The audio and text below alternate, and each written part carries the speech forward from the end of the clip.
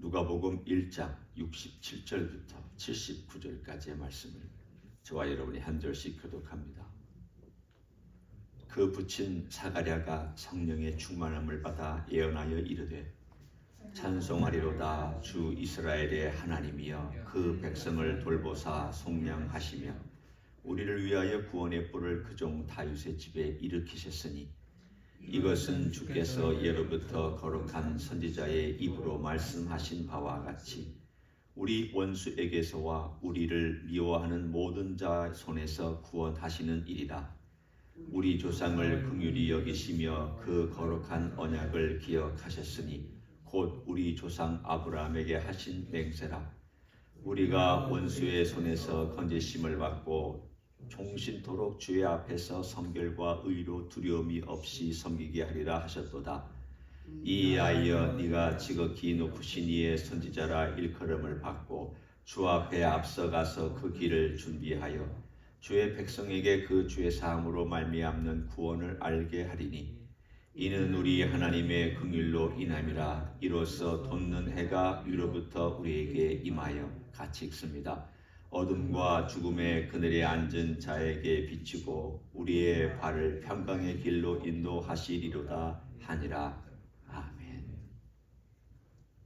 우리가 읽은 바로 이 찬양의 시가 사가랴가 1장에서 노래하고 있는 시입니다. 우리는 지난번에 마리아의 찬가도 함께 살펴봤고요. 이제 사가랴의 찬가도 함께 살펴보라고 합니다. 사실은 어떤 의미로 보면 이렇게 두 노래가 한 장에 다 나와 있다는 것이 굉장히 놀랍습니다. 왜 놀라우냐면 이 누가라고 하는 사람은 예수님을 처음 믿은 1세대의 신앙인이 아닙니다.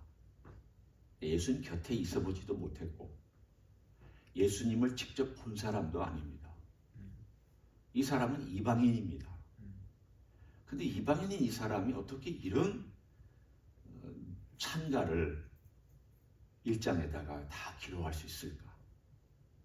거기에는 물론 누가라고 하는 의사인 누가가 사도 바울을 쫓아다니고 다른 사도들을 또 알았기 때문에 수많은 예수님의 행적을 기록한 자료들을 다 모아서 일일이 대조해봤고 그리고 일일이 사도들에게 물어봤습니다.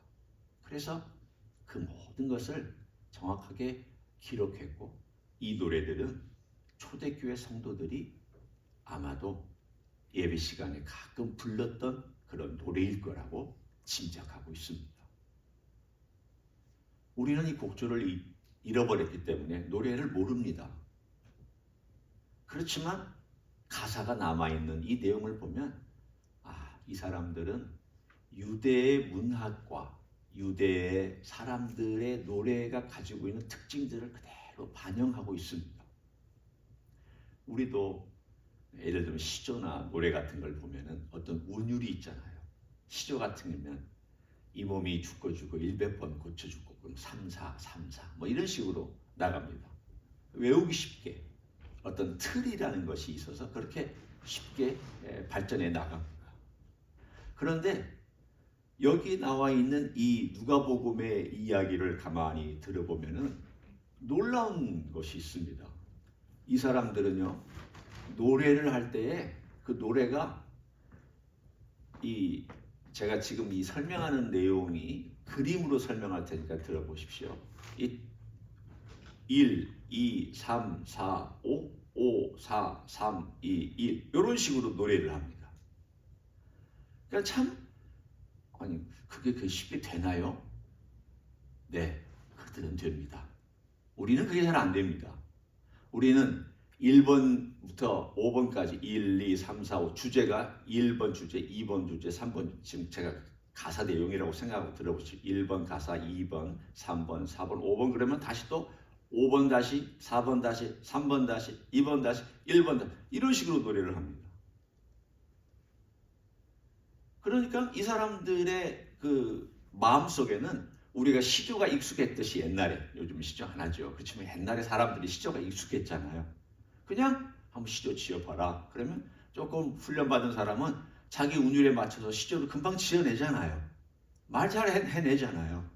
그런 것처럼 이 사람들도 그런 자기들의 가지고 있던 유대 문학의 특징에 따라서 노래를 금방 지어냅니다. 개념을 집어넣어서 지어냅니다.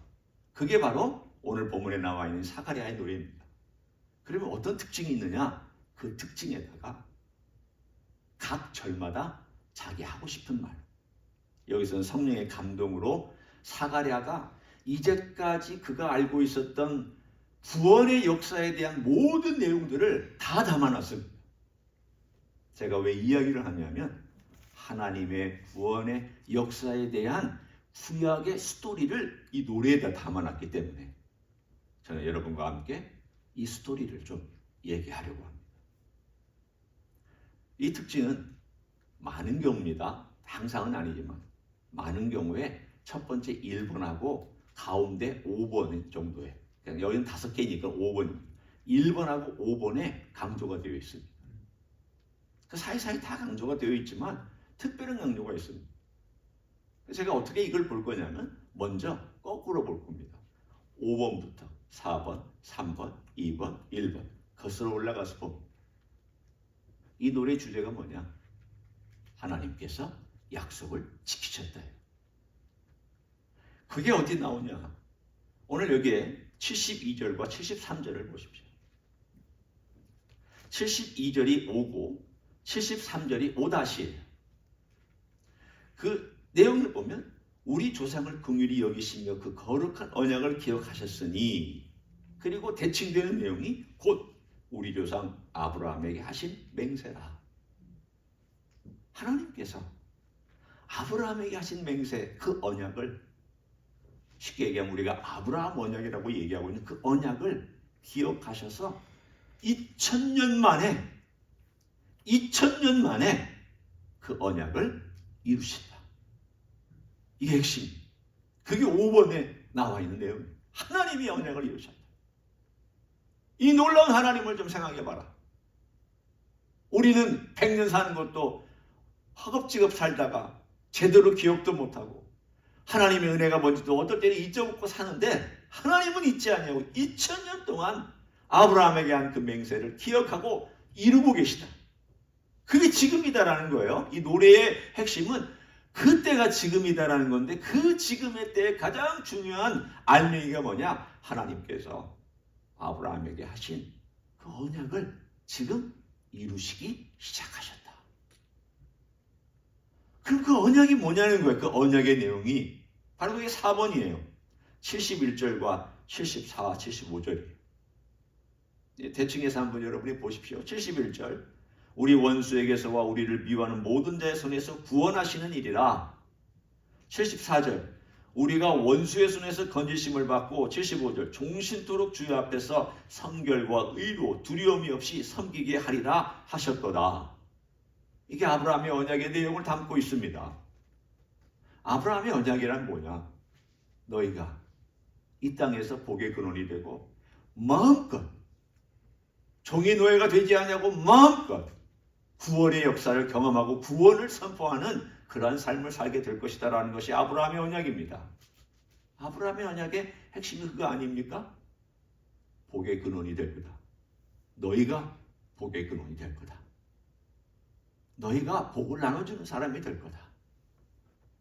그런데 이스라엘 사람들은 복을 나눠주기는커녕 압제와 서름과 눈물과 소외됨과 가난과 아픔에 시달리고 있었으니까, 아니 복을 어떻게 나눠줍니까? 하나님, 우리가 이렇게 쪼달리고 있는데. 그런데 사가랴가 노래합니다. 드디어 그런 날이 오고 있다. 시작되고 있다. 그게 4번 이야기입니다. 그리고 3번으로 올라갑니다. 그게 70절이고 76절입니다. 그런데 그 일을 누가 선포해 줬느냐면 선지자가 선포해 줬고, 또 그 일을 누가 또 선포할 거냐면 앞으로 이제 크는 이 요한이라고 하는, 세례 요한이라고 하는 이 선지자가 이 일을 행할 거다라고 3번에서 얘기해 줍니다. 제가 읽어보겠습니다. 70절.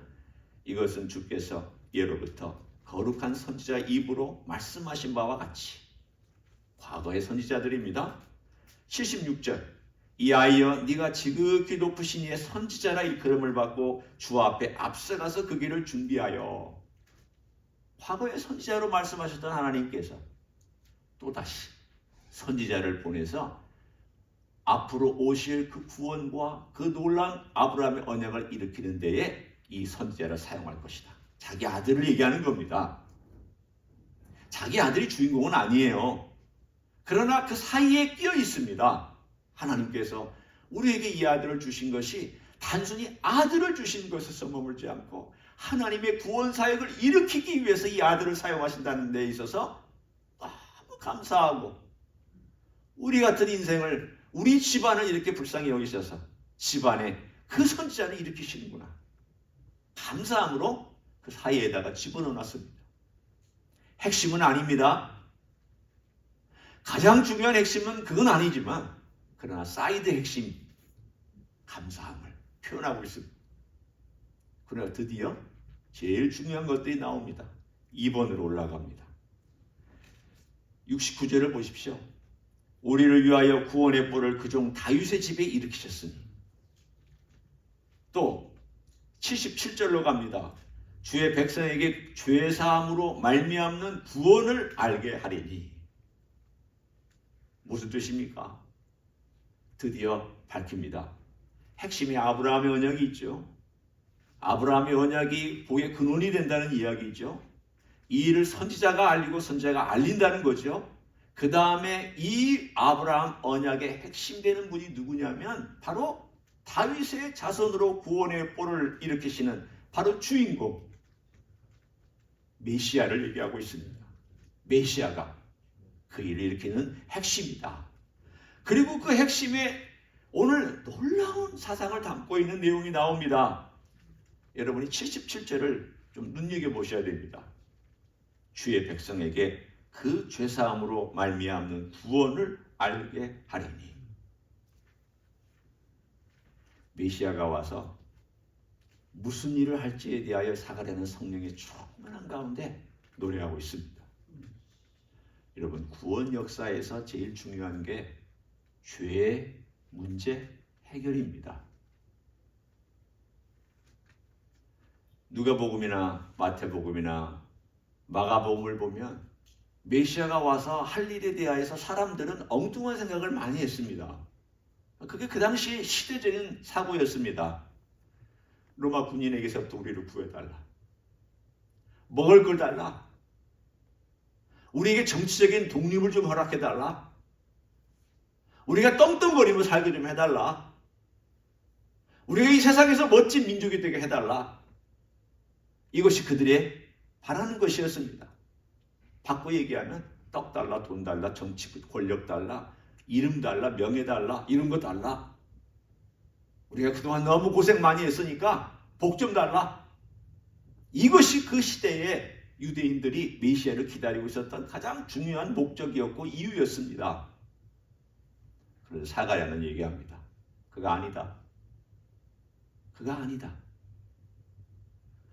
가장 중요한 문제, 죄의 문제를 해결하지 아니하면 돈이 온들 무슨 의미가 있느냐?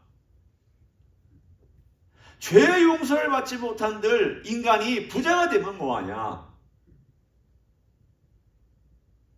죄가 씻기지 아니하면 인간이 하나님 앞에 기도한들 그 기도가 무슨 의미가 있느냐? 여러분, 우리도 지금 그걸 경험하고 있잖아요. 매일매일 삶 속에서 죄가 우리를 얼마나 덮치는지, 이 죄 문제 때문에 얼마나 신음하고 있는지, 하기야 뭐 심각한 죄가 아니더라도 두려워하고 근심하고 걱정하는 것도 죄고요. 실망하고 좌절하는 것도 죄고요. 사랑하지 못하고 사는 것도 죄고요.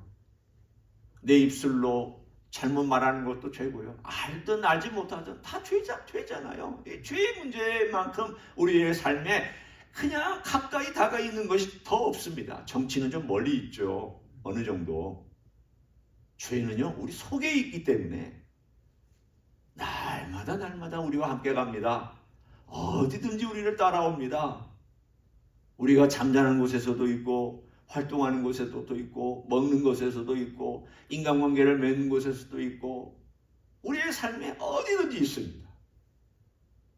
이 문제를 누가 해결해 주느냐? 다윗의 집에서 일으키신 놀라운 한 분을 통하여 그 죄 문제를 일으키시는데, 그게 구원의 핵심이라고 사가랴가 노래하고 있습니다. 얼마나 놀라운 노래예요. 여러분 나중에 한번 이걸 이렇게 짝을 한번 맞춰서 생각해 보십시오. 야, 누가복음 1장에 누가가 이 노래를 꼭 집어넣어야 되겠다고 생각한 목적이 이거구나. 메시아가 오셔서 죄 때문에 오셨다는 것을 이미 1장에서 밝혀주고 있습니다. 메시아가 이래서 오셨다. 그리고 1번으로 넘어갑니다. 그게 바로 68절과 78절, 79절. 그 1번이 뭐냐면 이제 드디어 이 사가랴가 하고 싶은 이야기예요. 그것이 바로 찬송하리로다 주 이스라엘의 하나님이여 그 백성을 돌보사 속량하시며, 돌봐주셨다라는 거예요. 78절, 79절. 이는 우리 하나님의 긍휼로 인함이라 이로써 돋는 해가 위로부터 우리에게 임하여. 제가 언젠가 이 단어를 설명한 적이 있습니다. 기억하시는지 모르겠지만 돌본다는 말과 임한다는 말은 똑같은 헬라어 단어를 사용하고 있습니다. 똑같은 헬라어 단어가 뭐냐면 눈여겨서 본다라는 헬라어의 단어입니다. 눈여겨서 본다. 여러분이 사랑하는 사람은 어떻게 봅니까? 눈여겨보죠. 아주 집중해서 봅니다. 여러분이 사랑하는 사람의 말은 어떻게 듣습니까? 집중해서 듣습니다. 사랑하는데 딴짓하고 있으면 그게 집중 안 하는 거죠. 이 단어는 내 눈을 가지고 집중해서 바라보고 있는 것을 의미하고 있습니다. 이게 원래 단어의 출발입니다. 똑같은 단어를 썼습니다. 그런데 번역만 한쪽은 돌보사라고 했고 다른 쪽은 임하사 했습니다. 그러나 같은 의미를 갖고 있습니다. 어디서부터 돌보기 위해서 오셨느냐? 하늘로부터. 하늘로부터 신방을 하기 위해서 이 땅에 인간으로 오셨다는 뜻입니다. 그래서 이 단어를 어떤 곳에서는 방문하다, 눈여겨보다, 돌보다, 돌아보다, 임하다 이런 단어들로 다 번역을 했습니다. 그 컨텍스트에 맞게. 그렇지만 의미는 동일합니다. 사랑으로부터,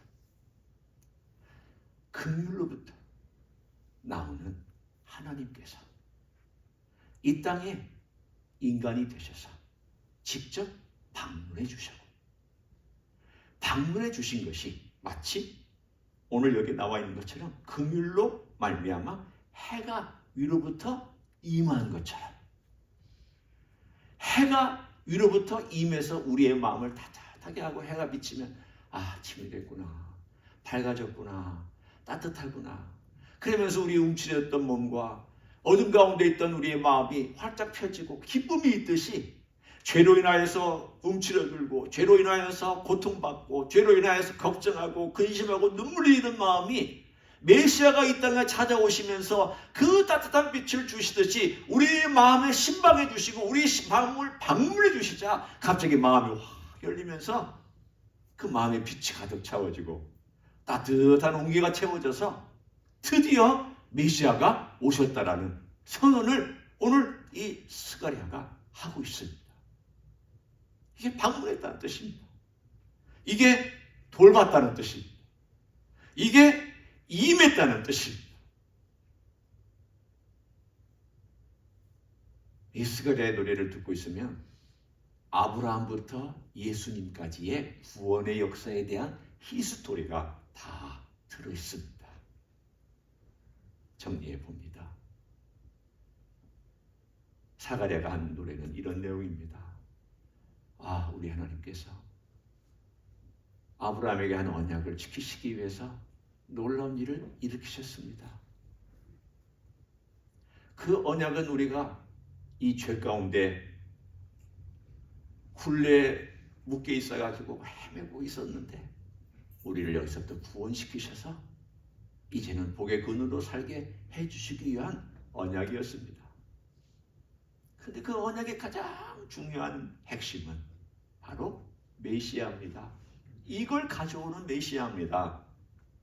한 사람이 가져오는 일입니다.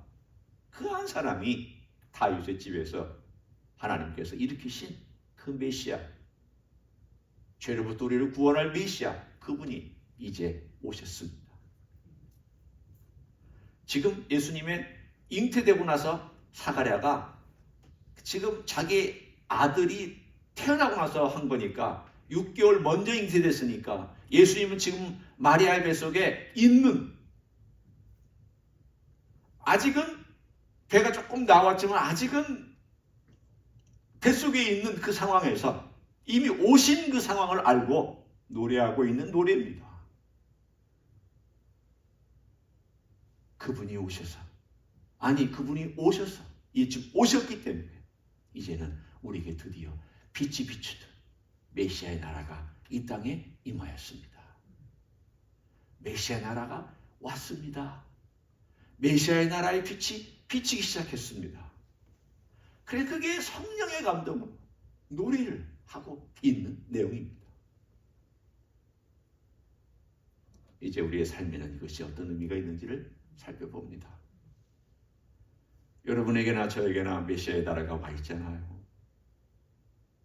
그렇죠? 여러분, 메시아의 나라가 내 마음속에 와서 따뜻하게 주님의 빛으로 나를 비춰주셨기 때문에 간밤에 좀 잠도 못 자고 또 이런저런 생각 때문에 뒤척이기도 하고 그러면서 왜 이 문제를 어떻게 해결했으면 좋을까?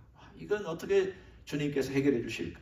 그런 마음으로 조바심도 있다가 날이 밝아지면 다시금 주님을 바라보면서 기도할 수 있게 되고 소망을 갖게 되고 주님의 도움을 구하게 되면서 주님 앞에 나와서 기도하다가 주님께서 나에게 이런 확신을 주시고 평안도 주시고 마음의 안정도 주시고 다시 메시아의 나라로 돌아오잖아요. 제가 여러분이 메시아 나라에 없다는 얘기가 아니에요. 메시아 나라에 계시지만 내 정서나 감정이나 경험이 메시아 나라 바깥에 있는 것처럼 그렇게 굉장히 괴롭고 힘들다가도 주님의 빛이 내게 다가와서 주님의 은혜가 내게 마음속에 있으면 빛이 오고 주님이 나를 방문해 주시고 내 마음을 만져주시고 그런 것처럼 메시아 나라에 다시 들어가 거기서 살면서 찬양하고 기뻐하고 감사하잖아요.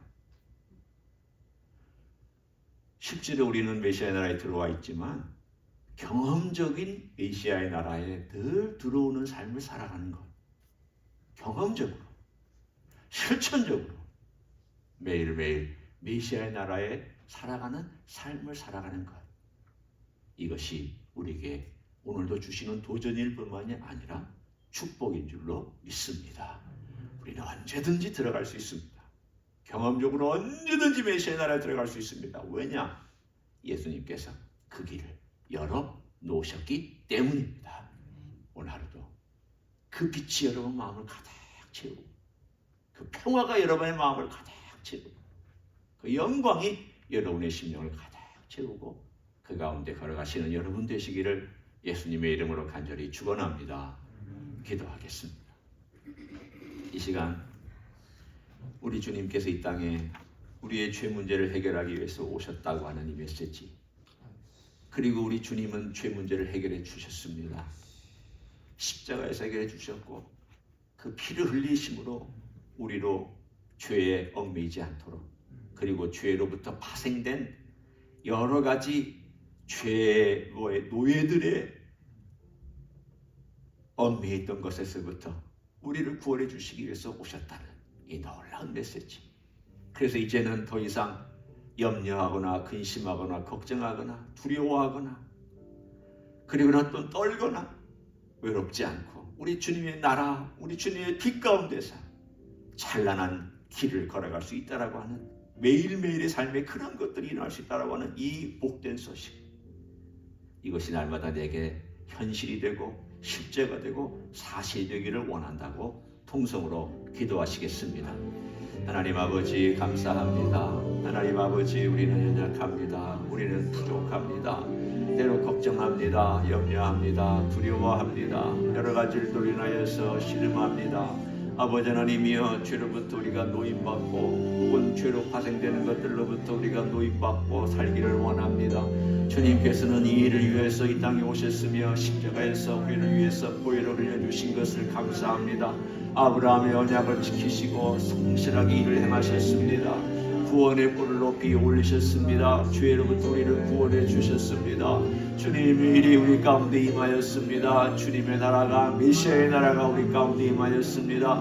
주님이 아침에 햇빛이 우리에게 임하여서 우리에게 따스함을 주고 밝음을 주는 것처럼 주님의 나라에 우리의 하나님의 놀라우신 영광을 비춰주시고 주의 빛을 비춰주시고 메시아의 나라에서 살아갈 수 있도록 만들어주신 것을 감사합니다. 주님, 날마다 그 나라에서 기쁨을 가지고 살아가게 하시고 날마다 그 나라에서 감격하며 살게 하시고 죄로부터 자유함을 누리며 살게 하시고 염려와 근심과 걱정으로부터 노임받게 하시고 두려워하지 아니하게 하시고 온전히 주님과 함께 걸어갈 수 있는 그런 삶을 살아가도록 축복해 주시기를 원합니다. 우리 주님만이 모든 것을 해결하시기 위해서 이 땅에 오셔야만 했습니다. 어린아기로 오셔야만 했습니다. 누추한 자리까지 오셨습니다. 감사합니다. 주님께서 친히 방문하기 위하여서 참으로 이 놀라운 일을 행하셨사오니 우리가 어찌 주님 앞에 감사하지 않을 수 있습니까? 주여 고맙고 감사합니다. 능하신 일을 또한 우리 가운데 계속해서 베풀어 주시고 주님의 능력으로 저희를 붙잡아 주시고 우리 하나님의 사람으로 살아갈 수 있도록 인도하여 주시기를 원합니다. 주님의 놀라운 일들을 펼치시옵소서. 주님만이 영광을 받으시고 주님의 약한 인생들을 붙들어 사용하시는 주님만이 영광을 받으시기를 간절히 간구합니다. 우리 하나님 감사합니다. 크신 일 이루시고 존귀하신 이름이 높아지시기를 원합니다. 감사를 드립니다.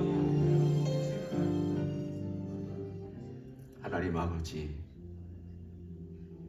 아브라함에게 하셨던 그 약속을 지키시기 위하여 2000년 만에 우리 예수님을 메시아로 이 땅에 보내주셨습니다.